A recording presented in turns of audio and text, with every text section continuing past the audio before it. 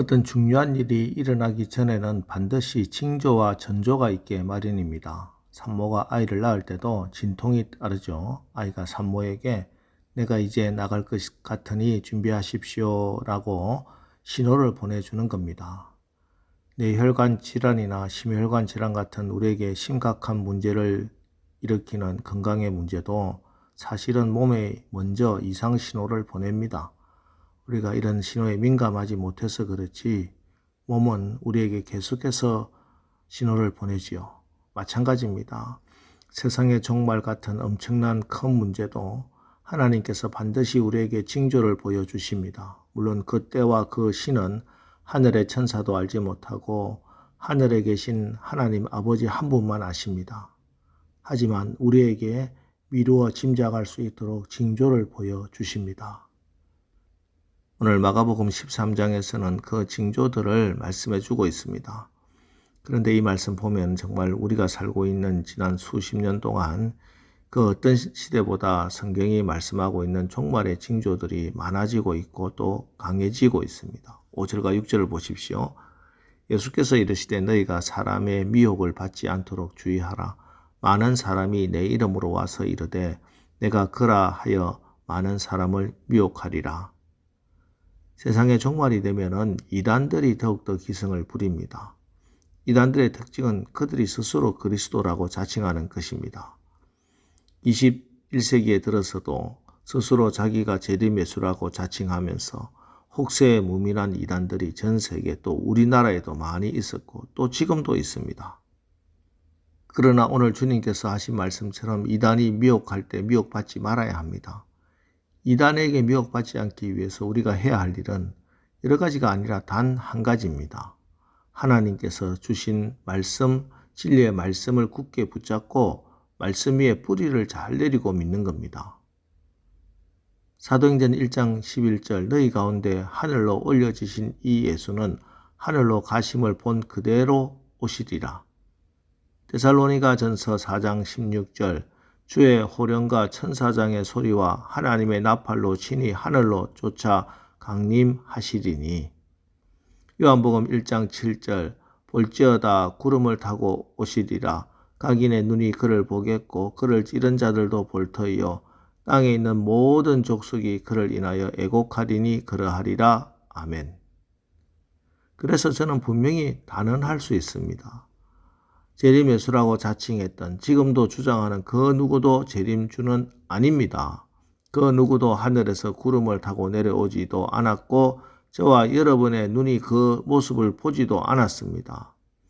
그가 어떤 요사를 부리고 기적을 베풀어도 하나님의 말씀을 믿으시기 바랍니다. 우리 주님은 여러분 몰래 오시지 않습니다. 저리로서 제자들이 하늘로 가심을 본 그대로 주의 호령과 천사장의 소리와 하나님의 나팔 소리 가운데 구름을 타고 오십니다. 여러분의 눈이 보는 가운데, 아니 심지어 예수 믿지 않은 사람들조차 볼 수 있게 그렇게 우리 주님께서 영광 가운데 이 땅에 다시 오심을 분명히 믿으시기를 주님의 이름으로 축원합니다. 또한 종말의 때 이런 일이 있을 것이라고 말씀하십니다.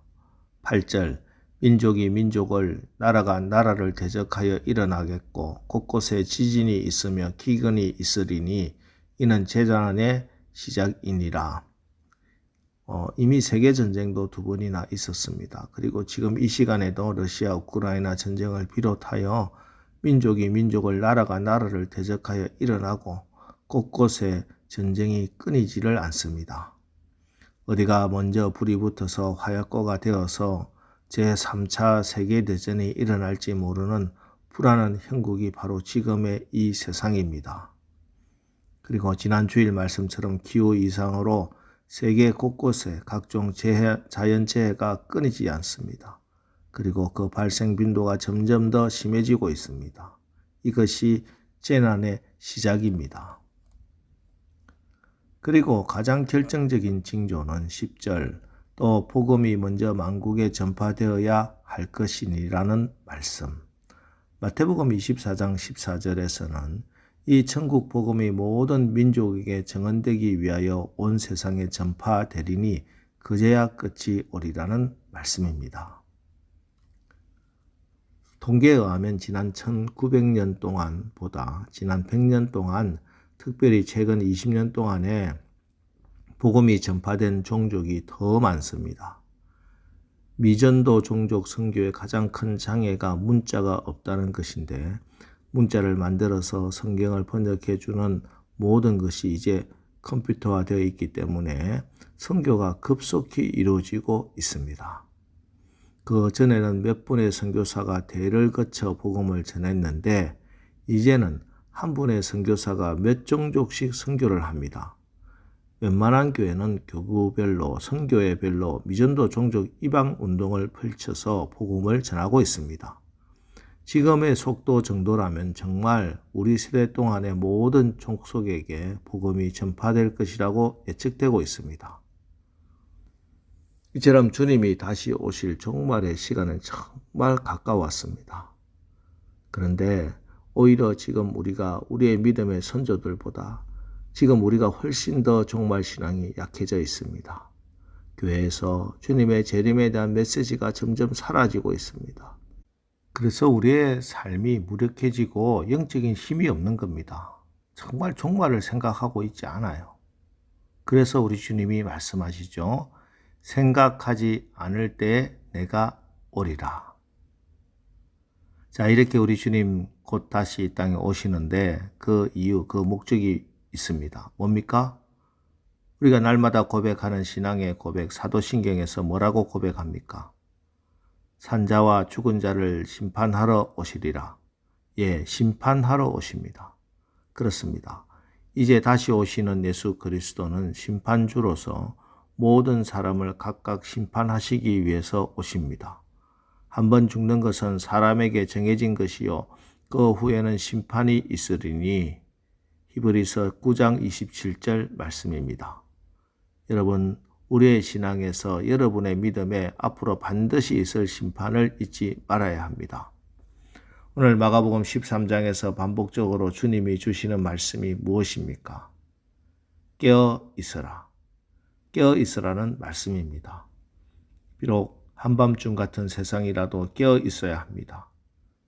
그래서 바울은 로마서 13장 12절로 14절에서 밤이 깊고 낮이 가까웠으니 그러므로 우리가 어둠의 일을 벗고 빛의 갑옷을 입자. 낮에와 같이 단정히 행하고 방탕하거나 술 취하지 말며 음란하거나 호색하지 말며 다투거나 시기하지 말고 오직 주 예수 그리스도로 옷 입고 정욕을 위하여 육신의 일을 도모하지 말라고 말씀하고 있는 겁니다. 예, 아직은 어둡습니다. 그러나 이 어둠 속에서도 깨어 있어야 합니다. 영적으로 깨어서 빛 가운데 사는 모습으로 단정하게 살라는 말씀입니다. 빛이 온 뒤에야 단정히 하려고 하면 그때는 이미 늦습니다. 어두운 중이지만 빛과 같이 사는 것이 믿음의 사람들입니다. 여러분, 정말 어두운 세상입니다. 낮이 가까웠다는 말씀입니다. 주님이 오실 그날이 가까웠다는 말씀입니다. 오늘 하루도 깨어서 말씀 위에 굳건히 서서 빛의 자녀로 빛의 갑옷을 입고 세상의 소금과 빛이 되어 영광의 주로 오실 주님을 기다리고 사모하는 마음으로 승리하시기를 주님의 이름으로 축원합니다. 기도하겠습니다. 하나님, 오늘 우리 주님이 심판주로 오시는 그날의 징조에 대한 말씀을 주셨습니다. 주님이 다시 오심이 얼마나 귀하고 복된 일인지 깨닫고 세상에 썩어지고 사라질 것 때문에 상처받고 낙심했던 자리에서 회개하고 돌이킬 수 있도록 하옵소서. 마지막이 가까웠습니다. 그래서 세상은 더욱더 어두워지고 있습니다. 그러나 이러할 때일수록 정신을 차리고 그리스도로 옷 입고 빛 가운데 살게 하옵소서. 주님께 칭찬받고 면류관 받는 그런 상급이 있는 구원의 주인공들 되게 하옵소서. 예수님의 이름으로 기도합니다. 아멘. 자, 이제 오늘 말씀을 붙들고 주여 오늘 하루도 우리가 다시 오실 주님 앞에 칭찬받고 면류관 받을 수 있도록 빛 가운데 깨어서 승리하며 살게 하옵소서.